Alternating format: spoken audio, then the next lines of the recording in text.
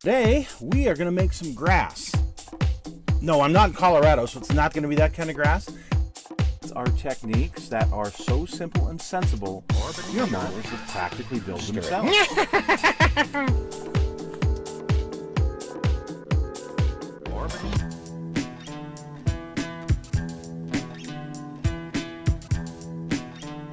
We're going to work on the interior, and what I decided to do, I know that Indian blanket seat covers were really popular in the late 70s, early 80s, but first of all, I never really liked them.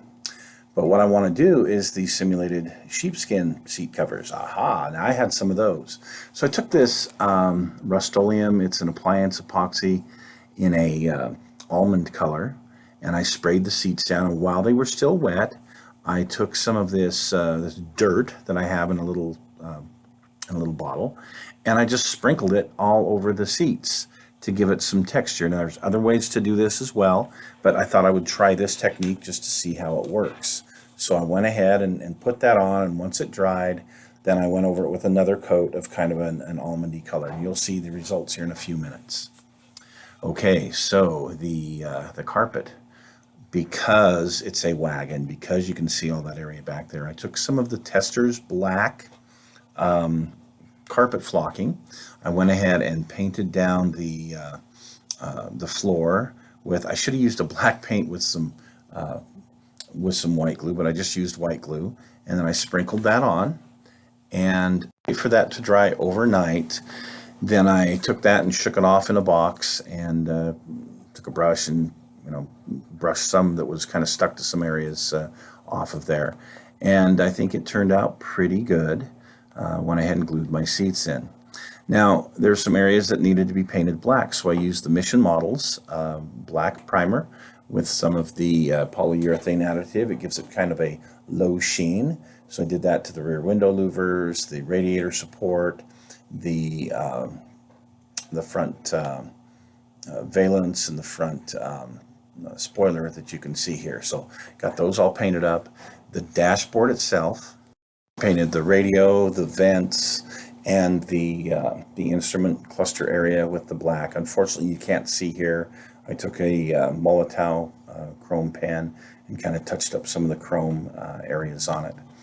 But anyway, I felt that this looked okay, and then once I got everything together, you can see how the seats turned out.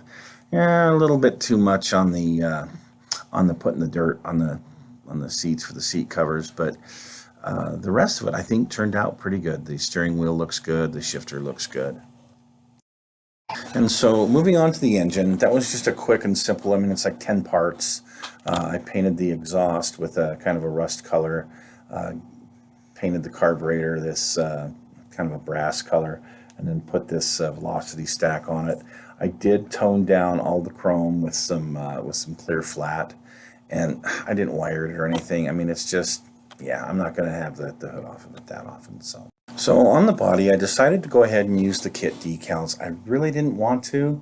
I'm not happy about these kind of paint jobs, but I am trying to simulate the late 1970s. So I went ahead and put these decals on. I used some micro scale, micro sol to soften them up and get them to get down in and fit on the contours, and it turned out okay. It would have turned out better, of course, if I had painted the body white, which is on the box, and gone with these decals. But I looked at it and I said, look, they're yellow and orange and brown and black, and that is going to match just fine with this body color. So why not?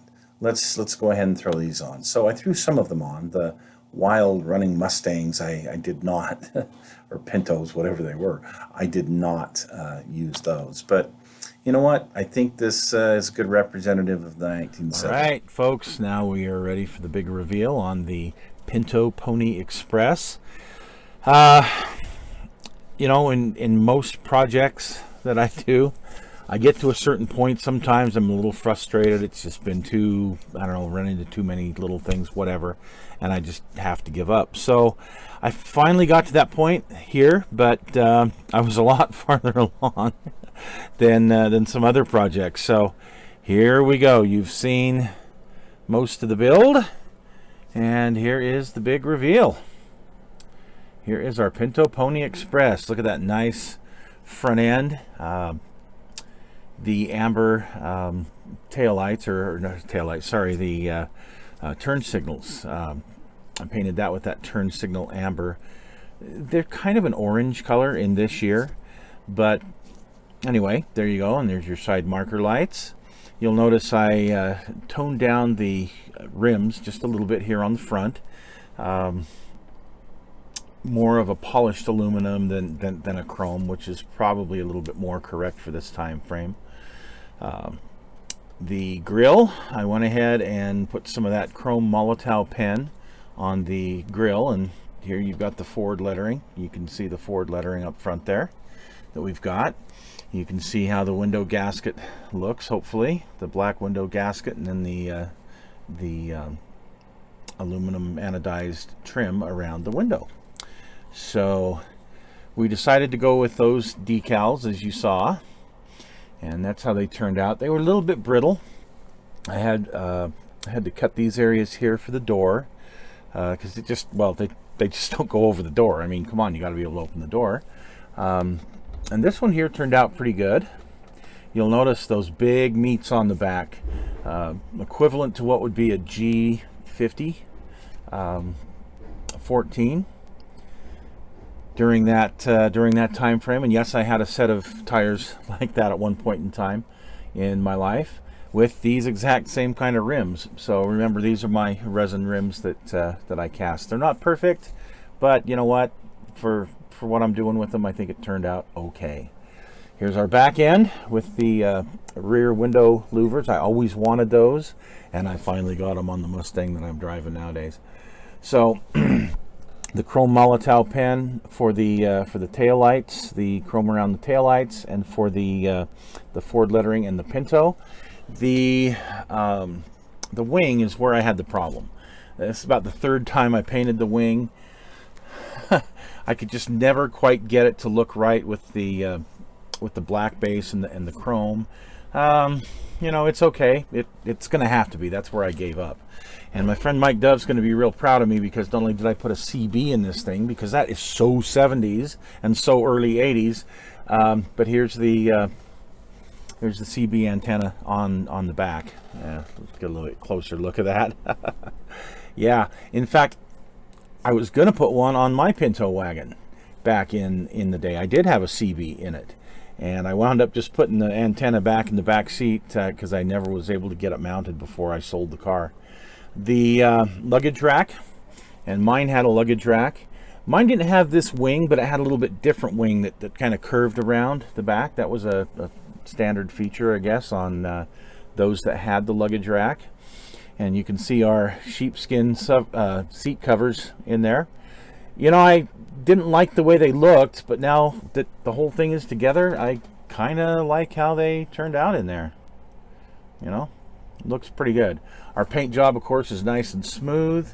The little square window up top, I had a little bit of trouble with that. It cracked when I was trying to get it trimmed to put it in. And so I had to do some things with it to, you know, try and make it look clear again. But anyway, our sport mirrors, that definitely, this thing just screams 70s. You gotta love it. And you gotta love this stance. I like the spoiler on the front. I think that spoiler on the front really enhances this little car. So yeah, man, I wish I would have been able to keep mine a little bit longer and do some fun things with it. I really wanted one of these that had the panels in the back, but never had that. So anyway, folks, there you go. Mad Dog Merv's Pinto Pony Express. Be a great addition to my my 70s collection. The only thing I'm a little bit upset about is I didn't get a chance to put side pipes on this. I looked through all of my parts boxes and I couldn't find any side pipes. I've used them all on other things. But someday I'll probably get another set in one of these other kits, and we'll try putting them on here. I was thinking more of the Hurst pipes that come out and go straight down. That's what I would put on it. if it was my choice. But anyway, it looks okay without the pipes. And that big big V8 engine, that 302 V8 in here, that would have been a whole lot of fun, you know. So anyway, there you go, my Pinto Pony Express. Thanks for joining us. I did recently find some side pipes on eBay that are kind of the round type, and at the front that has like four, I don't know, it looks like a knuckle to me, of like four collectors that come in. Anyway, they're chrome, and I'm probably going to put those on here because, yeah, side pipes would just absolutely make this thing. Well, thanks for joining us, folks.